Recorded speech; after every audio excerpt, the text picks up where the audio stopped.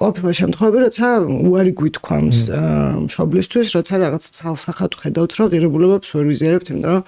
აი მაგალითად რა არის ეს უარი, რის გამო შეიძლება აი მაგალითად აი ისე კონკურენტების ნაწილსაც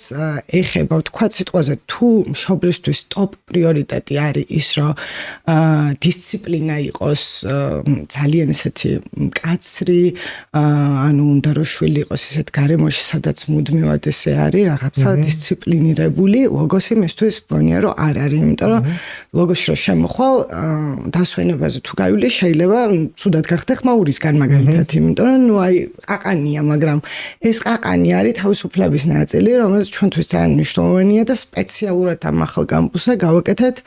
ძალიან არამომგებიანად დიდი ტერაპია და არ დავზოგეთ სივრცე ამისთვის იმიტომ რომ ეს არის სივრცე სადაც ხედავთ ბავშვი თავისუფლად როცა არის როგორ იქცევა და ეგ არის ძალიან მნიშვნელოვანი იმიტომ რომ მან ჩანს ანუ კლასში შეიძლება ითამაშოს რომ კარგი ტიპია და ასე შემდეგ მაგრამ დერეფანში სადაც თავისუფალია და არბის მეგობრებს ეკონტაქტება მასწავლებლებს ეკონტაქტება იქ შეიძლება რაღაცები აი დავინახოთ ზუსტად ისეთი რაც გვჭირდება რომ ვიცოდეთ იმიტომ რომ მე ამაზე სამუშაოა